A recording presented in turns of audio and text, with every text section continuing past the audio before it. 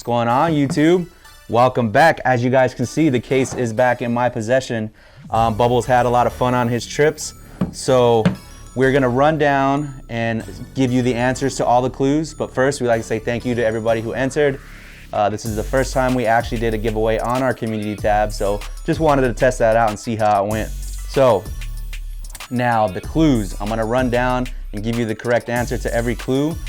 We did already pick winners, so make sure you guys go back to the tabs to each individual clue and see if you were selected. We do need your email address so we can email you and get your information to see where we need to ship our travel kits to.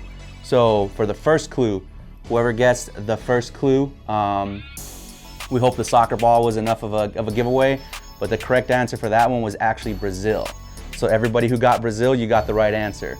Now for our second clue, everybody who guessed Japan, you guys were correct.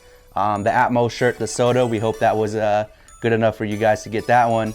The third clue was actually Mexico. We hope the hat was a little bit of a giveaway.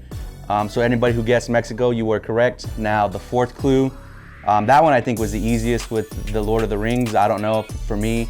And then they're also the all black rugby shirt.